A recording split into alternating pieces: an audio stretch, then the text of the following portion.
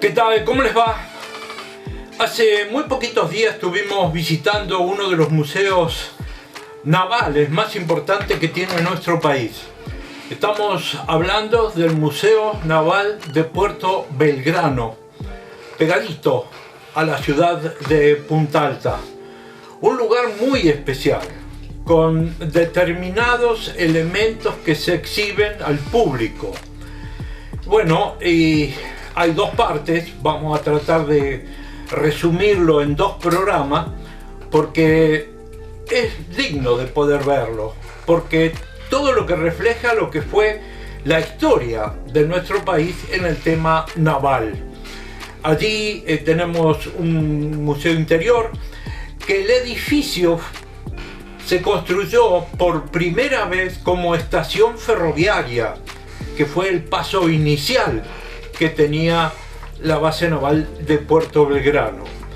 Y con su director, llamémosle, Martín Calvo, que nos va a explicar totalmente todo lo que hay ahí, parte por parte.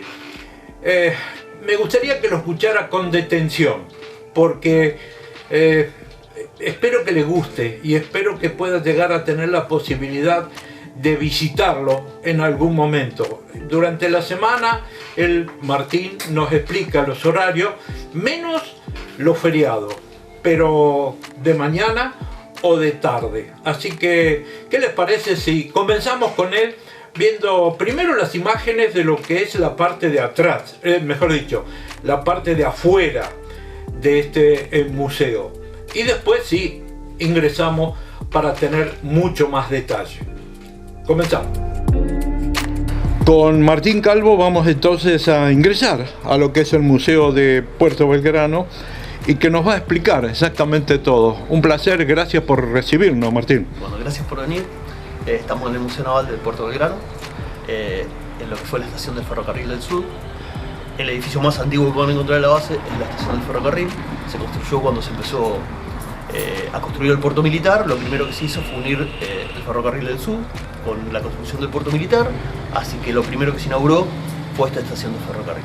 Acá está la historia, precisamente. Sí, señor. ¿De dónde arrancamos? ¿1881? Sí, un poco lo que marca las líneas de tiempo son los antecedentes previos de los relevamientos que se hizo. Acá tenemos dos. La primera sala lo que tenemos es la matemática número 1, que es la obra que le dio razón de ser al puerto militar. El guión museológico que nosotros manejamos tiene que ver con eso, con por qué, cuándo, quiénes decidieron construir este puerto militar, cuáles eran las necesidades del país para la construcción de esta base.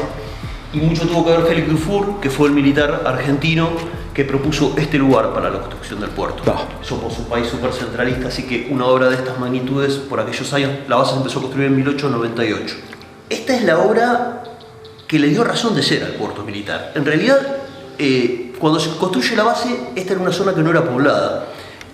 Así que la primera obra que se hizo fue la de captación de agua, si usted quiere. Y toda la infraestructura para montar una base, que es más que una base, es una ciudad, así que toda la infraestructura necesaria. Pero esta es la obra que le dio razón de ser al puerto militar. El país había empezado a comprar acorazados. Nosotros tenemos acá el modelo del acorazado San Martín, que fue el que inauguró el dique. Y los acorazados requerían un mantenimiento y un puerto donde alojar esta moderna flota y poderosa que el país no tenía. Y el dique es la estructura que hace posible el mantenimiento de estos barcos. Esto lo llaman dique de carena. El carenado es toda la parte que está sumergida del barco, y básicamente para lo que sirve es para poder sacar el barco del agua y hacer todo ese mantenimiento que el país no tenía posibilidad de darle a esta moderna flota que mandarlos a Europa con los tiempos, la dependencia, los costos. Por eso se construye este dique. ¿Qué dimensión tiene? ¿Qué largo tiene? La base tiene dos diques. Yo tengo el modelo del dique número 1, que se inauguró en 1902, que tiene 222 metros de largo. La característica que tiene es una compuerta intermedia que permite el llenado parcial, entonces uno puede trabajar con embarcaciones más pequeñas llenando parcialmente los compartimentos. El segundo dique, que se inauguró en 1917, tiene 234 metros. Ese es todo completo, no tiene esa compuerta intermedia, pero tiene mayor capacidad. ¿Está en actividad? Los diques siempre estuvieron en actividad. Eso es una obra faraónica que se hizo hace un montón de años bajo la dirección de Luis Luigi, que fue un ingeniero italiano que el Estado argentino contrató para dirección de todo el puerto militar. Se inauguró en 1902 y siempre estuvieron activos, y es donde la Armada hace el mantenimiento de sus embarcaciones. Y también ingresan embarcaciones civiles que también hacen este tipo de mantenimientos en los diques de la Armada, ¿no es cierto?, alquiler. Lo que estamos viendo en esta vitrina central es parte del uniforme de Félix Dufour, aquel que yo le comentaba recién, considerado ideólogo del puerto militar. Esto es parte de los accesorios de su uniforme original. Tenemos también un cuaderno que está abierto justamente en una hoja. Tiene para mí uno de los artículos que tiene un valor importante. Félix Dufour en 1902 fue capitán, comandante de la fragata Sarmiento, y en ese viaje de instrucción en aquel año él hizo firmar un cuaderno que le obsequiaron antes de partir con las personalidades que lo recibían. Yo lo tengo abierto en la hoja que le está dando la mano el último zar ruso, Nicolás II, y la firma de Nicolás II. Así que es un objeto pintoresco pero valioso para el museo. ¿Objetos de lo que se utilizaron en la construcción o de la parte de ferrocarril? Una muestra de ferrocarril. El ferrocarril tiene mucho que ver, como en todo nuestro país, el Estado se fue expandiendo a nivel nacional con la llegada del ferrocarril. Y acá también pasó eso. Lo que tenemos ahí es una pequeña muestra de distintos artículos del ferrocarril. Esta es una extensión del ferrocarril, ahora que se llamaba Roca, pero que era el ferrocarril del sur. Seguimos. ¿Cómo no? Ustedes podrán ver que es profundo, es largo el museo. Es la típica construcción inglesa de los ferrocarriles ingleses. Así que fue ayornado para como llegamos a una zona muy especial, ¿no? En esta segunda sala lo que intentamos es, tenemos una muestra fotográfica y una vista aérea de Puerto Belgrano. Lo que intentamos es dar noción de las dimensiones de la base y un poco del patrimonio arquitectónico que tiene la base también.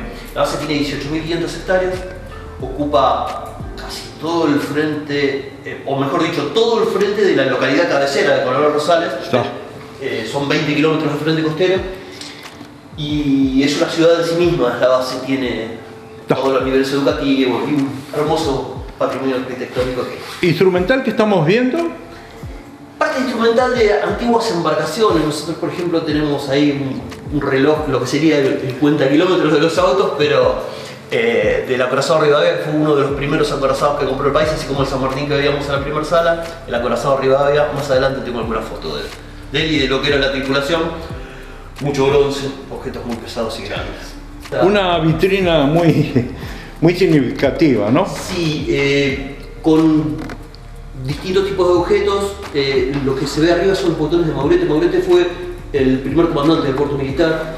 Después tenemos un bicornio y después una muestra de las distintas jerarquías de la Armada que identifican lo que tiene que ver con el cuerpo de oficiales, de suboficiales, y en ellas también las distintas especialidades se pueden observar. Y algunos gorros también, algunas gorras. ¿La de mayor jerarquía? Capitán, las que yo tengo acá son de capitán de navío, por ejemplo, las que tienen el fondo rojo que indica lo que tiene que ver con el personal de la salud. Y bueno, después arriba las muy antiguas de almirantes.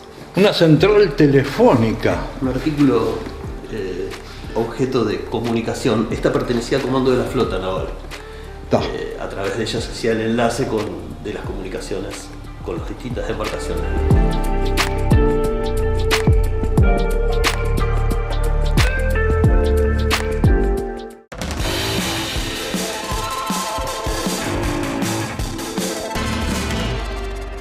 Cuando se habla de banderas y de sol, ¿es porque son de guerra?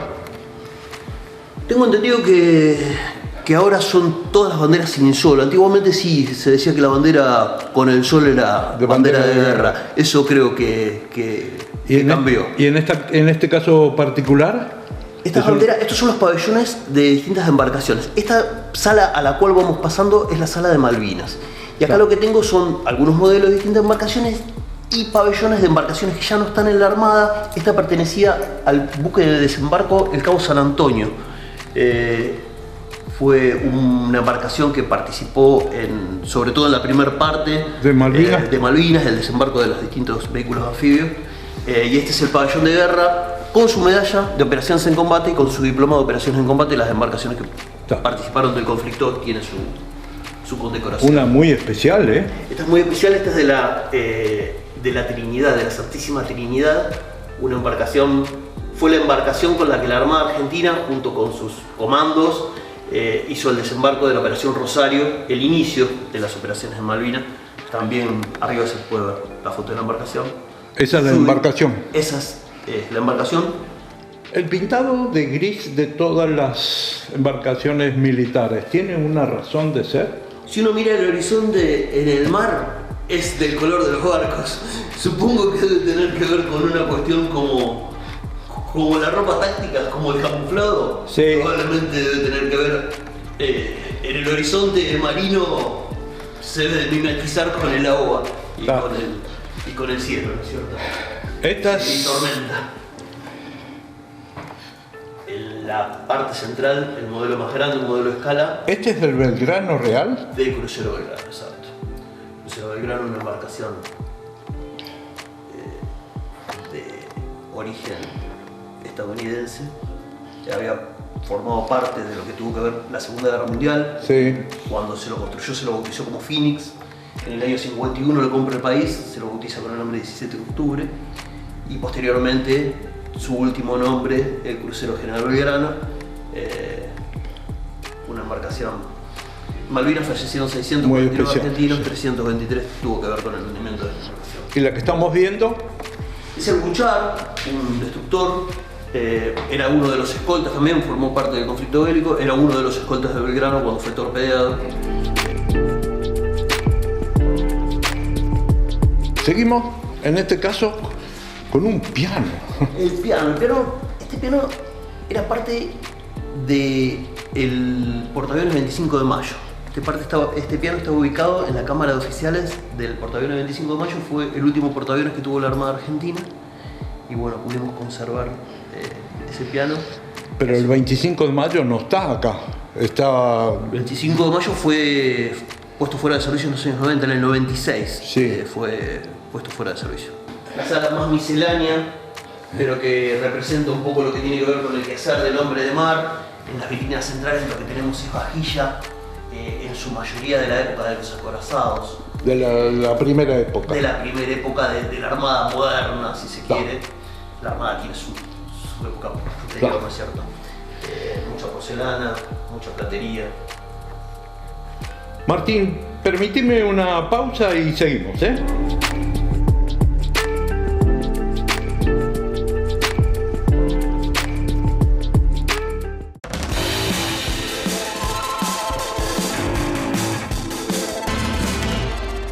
Una historia muy especial. Yo creo que es una de las historias más importantes que tiene nuestro país, junto con lo que es el Museo de la Base Batería, cercano ahí, 20 kilómetros más o menos, donde se gestó el tema de Malvinas. Pero eso lo vamos a dejar para otro capítulo. Vamos a seguir con esto porque hay muchos detalles interesantes. Seguimos. Y seguimos con Martín Calvo, quien nos está explicando todos los detalles de lo que podemos encontrar en este Museo de Puerto Belgrano. Muy significativa es esta foto.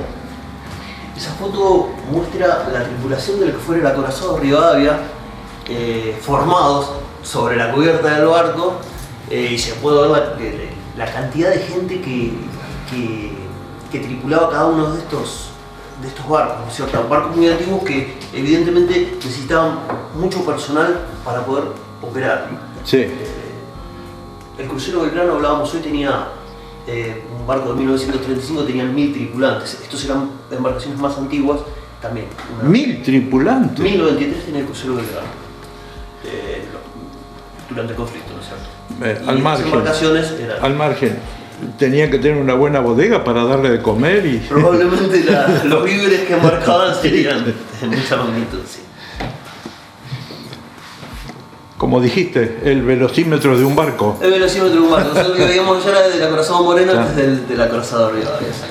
¿Esto también pertenece al Rivadavia? No, eso es una escafandra de buzo. Sí. Parte del equipo de buceo, un buceo más de profundidad, para trabajar en profundidad, no del desplazamiento del buceo que conocemos actualmente. Es solo la escafandra, pesa alrededor de 30 kilos, todo el equipo de un peso importante, pero sí servía para trabajar en profundidad. Trofeos obtenidos, Distintos trofeos. diferentes actividades que ha tenido personal de... Exacto, la Armada siempre potencia mucho lo que tiene que ver con la camaradería y con el deporte. Estos, en su mayoría son parte del comando de la flota. Trofeos, algunos de plata incluso, la magnitud de los torneos que organizarían. Se siguen haciendo torneos siempre, estos son muy antiguos y si uno los toma tiene cada uno su año y las distintas competencias. Fútbol, atletismo. No. Vajilla. La vajilla de diferentes... La que tiene el Vivo Verde, por ejemplo, fue vajilla que perteneció al 25 de mayo. Tiene el sello, si usted le hace zoom sobre el sello que tiene, es el sello de la Armada Real Holandesa, es la única embarcación de la Armada Argentina que pasó por la Armada Holandesa. Seguramente cuando el país compró el portaaviones lo equipó con la vajilla de la Armada Nacional y esta pasó a desuso, era parte de la vajilla que trajo el portaaviones del 25 de mayo. Bueno, seguimos. Un buen timón, más bien antiguo. En realidad, sí. Yo siempre decía también un timón, y esto en realidad es la rueda de cabilla, sería lo que maneja el timón. El timón es la parte que le da direccionalidad al barco y que está abajo. Sí. La rueda de cabilla es el volante que maneja el timón. Esta es la rueda de cabilla, las cabillas son las manjitas que uno ve alrededor de la rueda. Una bitácora, esto es un montaje, es un mueble que va montado en el puente de comando de la embarcación, donde tiene el compás magnético y es parte del instrumental que se usaba antiguamente. Hoy los barcos tienen la modernidad, alcanzó los barcos por supuesto, pero esto era parte de lo que tenía que ver con fijar el norte magnético y el rumbo. Adentro tiene una brújula y esto era parte del instrumental que se usaba para fijar el rumbo del barco, ¿no es cierto?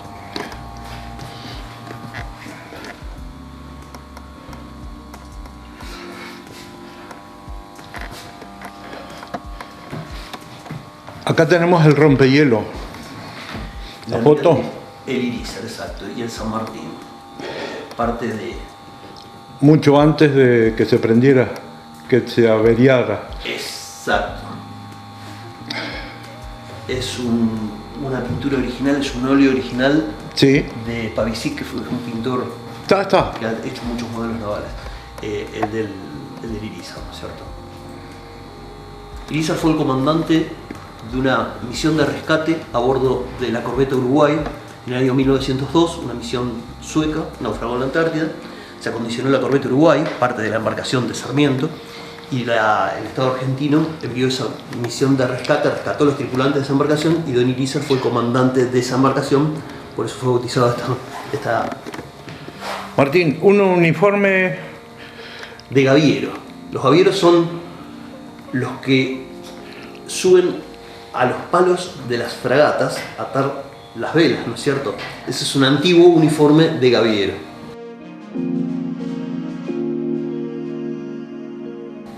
La cámara de oficiales de la fragata Libertad. Esta pequeña vitrina tiene un modelito de la fragata Libertad. ¿Esa es? Es esa. Y la maquetita que se ve abajo es la cámara de oficiales de la fragata Libertad, una fiel copia de la cámara de oficiales de la fragata Libertad.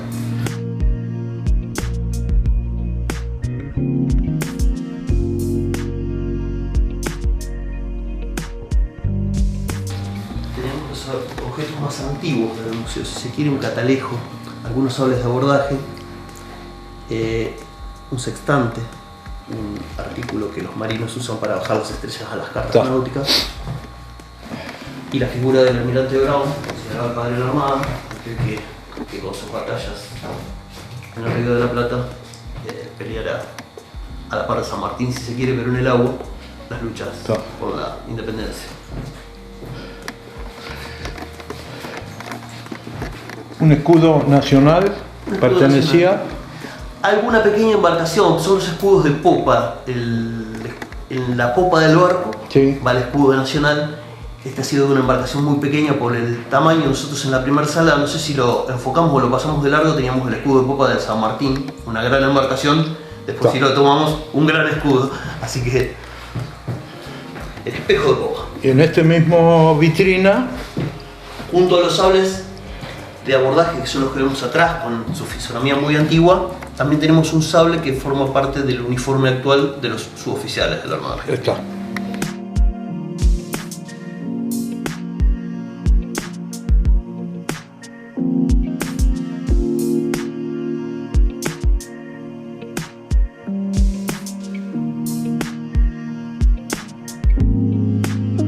Esta embarcación es la antecesora de la fragata Libertad, la fragata Sarmiento. Este era el buque de instrucción de la Armada Argentina. Una vez fuera de servicio, es uno de los museos que tiene la Armada Argentina. Se encuentra anclado en Puerto Madero. Está la Corbeta Uruguay, que es la que yo le contaba que se acondicionó para esa expedición a la Antártida, y también la fragata Sarmiento. Es museo de la Armada y es una hermosa embarcación a vela, la antecesora de nuestra actual fragata Libertad.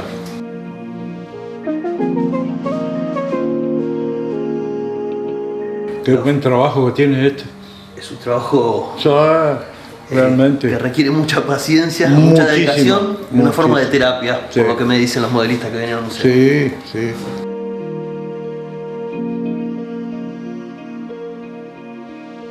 De la parte aeronaval de la Armada se dieron en Puerto Belgrano con hidroaviones. Incluso la escuela de pilotos de hidroavión funcionó en Puerto Belgrano. Y eso es una maqueta que funciona porque están los dos motores correspondientes, ¿eh? Bueno, funcionaba, está bien, no hay problema. Sí, pero suspendía, pero no sé si vuela. Suspendida está. Un hidroavión. Realmente una historia muy importante de todo el material que existe en este museo.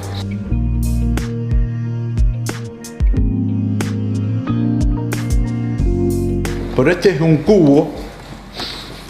Se puede ver poco porque está chiquito, pero contanos.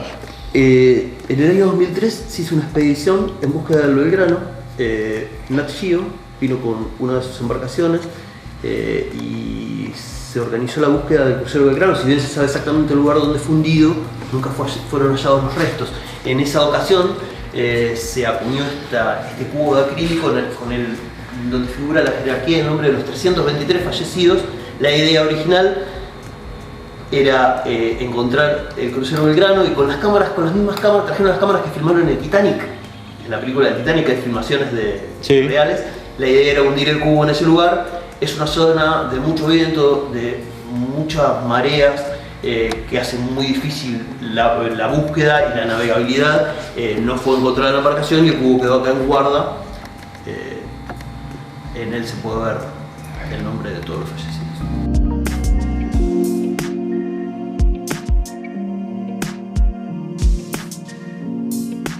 Y bueno, llegamos al final, un final que nos deja algo así como para decir, tengo ganas de ver más cosas de este museo. Sí, lo va a poder ver, pero eso va a ocurrir la semana que viene. Vamos a reiterar algunas imágenes porque vale la pena poder mostrarlas otra vez.